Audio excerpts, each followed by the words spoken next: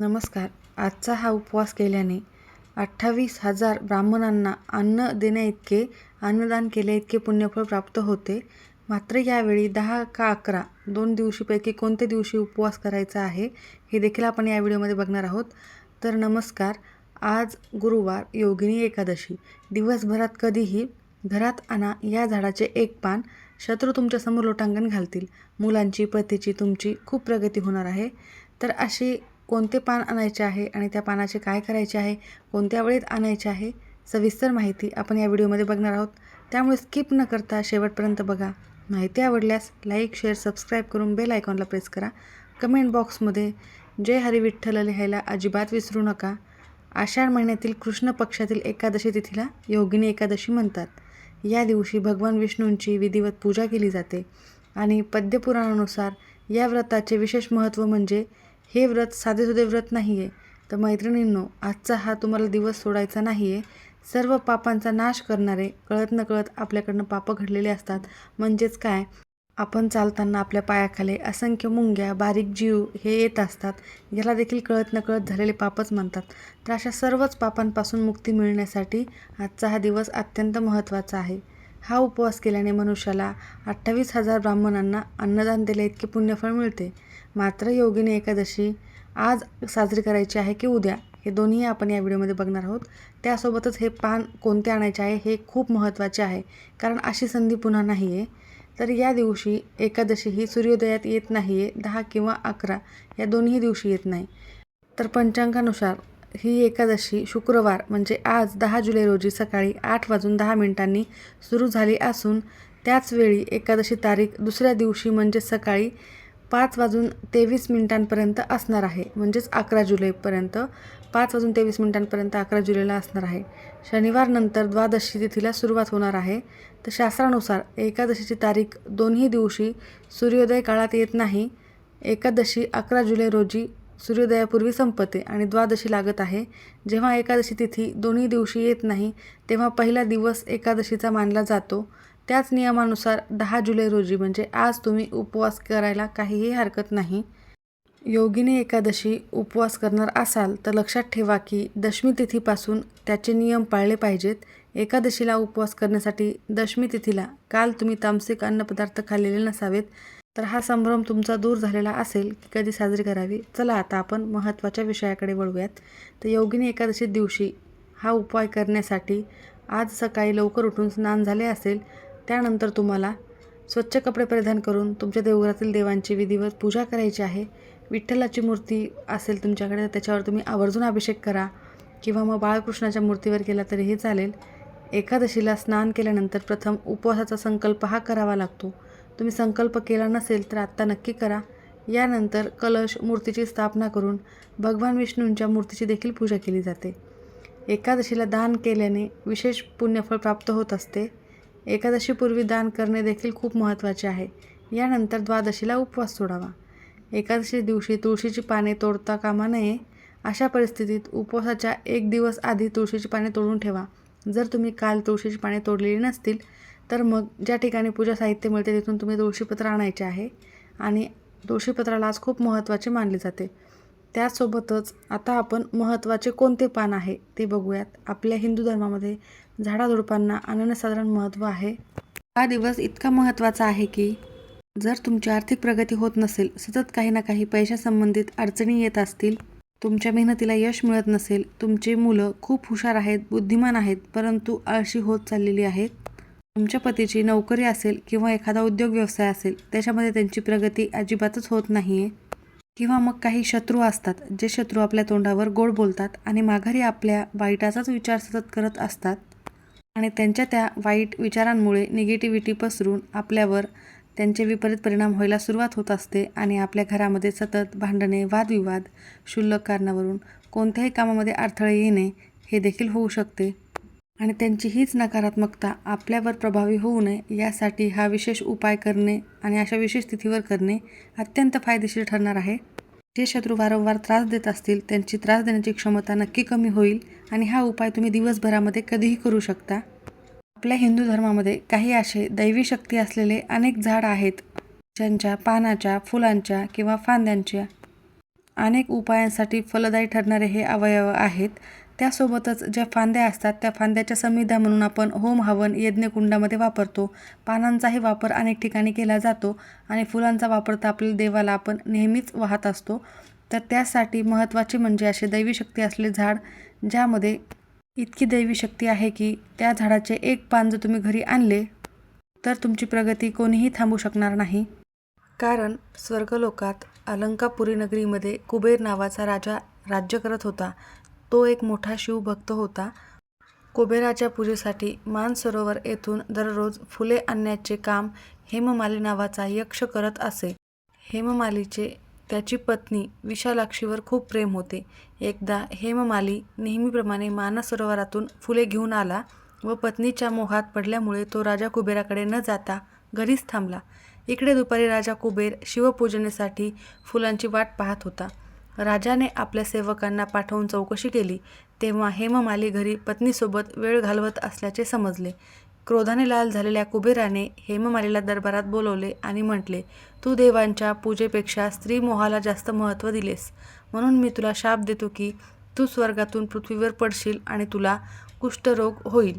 शाप मिळताच हेममाली पृथ्वीवर पडला. त्याचे शरीर रोगाने जर्जर झाले आणि त्याला अन्नपाण्यावाचून भटकावे लागले. परंतु पूर्वपुण्याईमुळे तो भटकत भटकत हिमालयाकडे म्हणजे हिमालयात मार्कंडेय ऋषीच्या आश्रमात पोहोचला. ऋषींनी अंतर्ज्ञानाने त्याचे दुःख ओळखले. हेममालीने ऋषीचे पाय धरून क्षमा मागितली. तेव्हा मार्कंडेय ऋषींनी त्याला आषाढ महिन्यातील कृष्ण पक्षातील योगिनी एकादशीचे व्रत पूर्ण निष्ठेने करायला सांगितले. हेममालीने ऋषीच्या सांगण्यावरून विधिवत योगिनी एकादशीचे व्रत आणि उपवास केला. या व्रताच्या प्रभावामुळे त्याचा कुष्ठरोग पूर्णपणे बरा झाला. तो पुन्हा सुंदर झाला आणि आपल्या पत्नीसह आनंदाने स्वर्गलोकात परतला. इतकं महत्त्वाची ही तिथी आहे. तर हा उपाय तुम्ही कसा करायचा आहे? तर आज तुम्हाला अशा दैवी शक्ती असलेल्या कोणत्या झाडाचे पान घरी आणायचे आहे, ज्यामुळे शत्रुत्रास नष्ट होऊन तुमची प्रगती नक्की होणार आहे.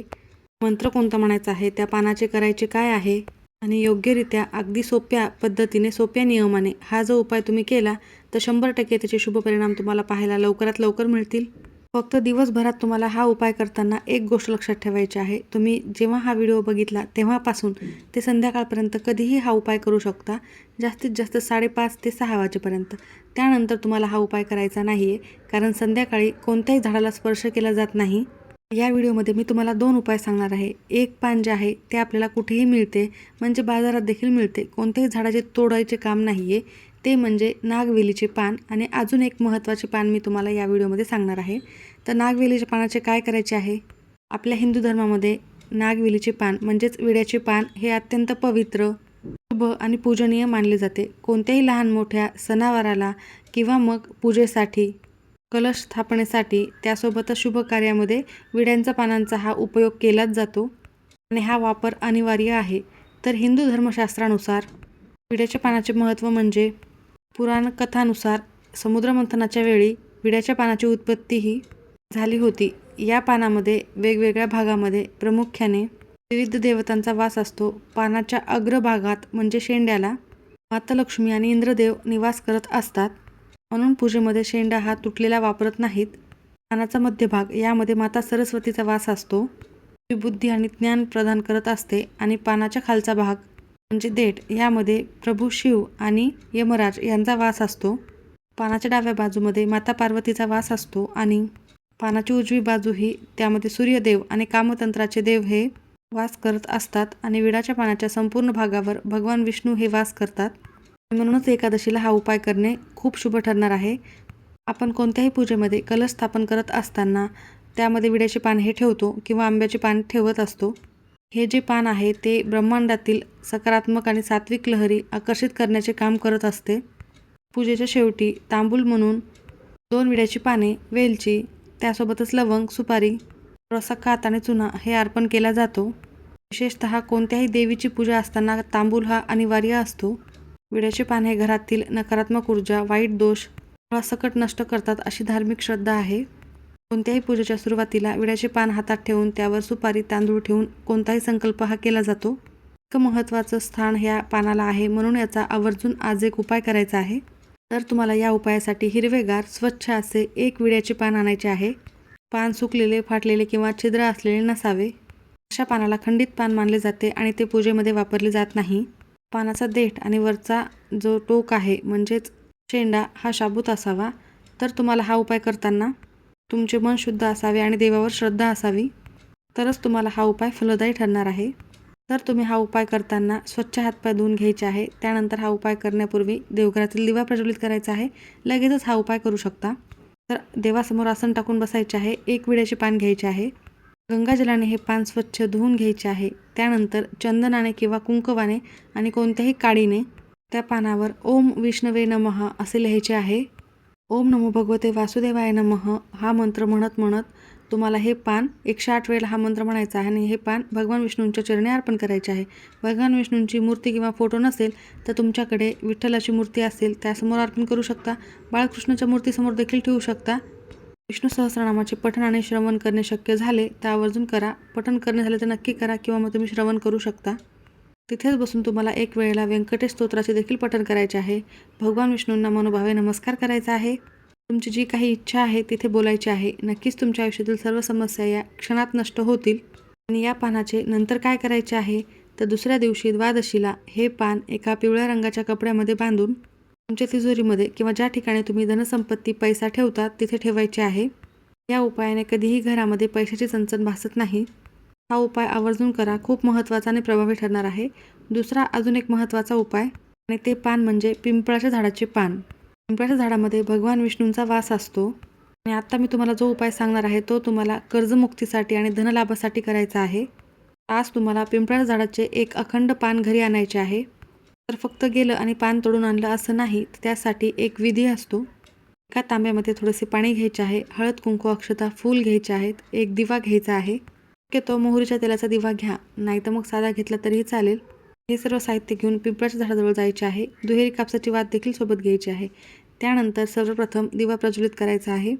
पाणी अर्पण करायचं आहे. हळद, कुंकू, अक्षता, फुले अर्पण करायचे आहेत. नमस्कार करायचा आहे. त्यानंतर त्या झाडाला 11 प्रदक्षिणा करायच्या आहेत. ओम नमो भगवते वासुदेवाय नमः या मंत्राचा जप करायचा आहे. आणि हे पान तुम्ही कशासाठी नेत आहात तिथे तुम्हाला पिंपळाच्या झाडाला आवर्जून सांगायचे आहे. त्यानंतर त्याचे एक पान तोडून घरी आणायचे आहे. पान हे स्वच्छ असावे, कुठेही किडलेले तुटलेले नसावे. त्यानंतर हे पान घरी आणल्यावर स्वच्छ धुवायचे आहे गंगाजलाने आणि त्या पानावर हळदीने किंवा चंदनाने फक्त श्री असा हा माता लक्ष्मीचा बीज मंत्र लिहायचा आहे. आणि हे पान तुमच्या देवघरातील लक्ष्मी आणि विष्णूंच्या चरणी अर्पण करायचे आहे. यासोबतच तुम्ही ओम श्री महालक्ष्मी नमो नमः, ओम नमो भगवते वासुदेवाय नमः या दोन्ही मंत्राचा 108 वेळेला जप करायचा आहे. व्यंकटेश स्तोत्राचे एक वेळेला पठण करायचे आहे आणि श्रीसूक्त आणि विष्णू सहस्त्रनाम पठण किंवा श्रवण करणे शक्य झाले तर नक्की करा. तर तुम्हाला हा उपाय देखील खूप प्रभावी ठरणार आहे. यामुळे तुमच्या घरामध्ये पैशाचा आवक हा कायम वाढणार आहे. आर्थिक समस्यामुळे सकट नष्ट होतील. आणि दुसऱ्या दिवशी द्वादशीला हे पान तुम्ही तिजोरीमध्ये ठेवू शकता. जेव्हा हे पान सुकतील त्यानंतर तुम्ही निर्माल्यामध्ये टाकून देऊ शकता किंवा वाहत्या पाण्यामध्ये विसर्जित करू शकता. तर हे दोन्ही उपाय अतिशय प्रभावी आहेत. तर हे दोन्ही पैकी एक पान आणा किंवा दोन्ही आणले तरी चालेल. ज्या घरामध्ये सुतक असेल त्यांना हा उपाय करता येणार नाही. स्त्रियांना मासिक धर्म असेल तर त्या सोडून इतर कोणीही हा उपाय केला तरी चालेल. उपाय करताना तुमचे तोंड पूर्व किंवा पश्चिम दिशेला असावे किंवा मग उत्तर दिशेला असावे. दक्षिण दिशेला तोंड तुम्हाला चुकूनही करायचे नाहीये. तामसिक पदार्थाचे सेवन या दिवशी करणे टाळावे. तर नक्की हा उपाय करा. खूप फायदेशीर आहे. दिवसभरात कधीही करा, फक्त संध्याकाळी नाही करायचा आहे. दोन्ही उपाय प्रभावी आहेत. माहिती आवडल्यास नक्की लाईक करा. सर्वांचे खूप खूप धन्यवाद.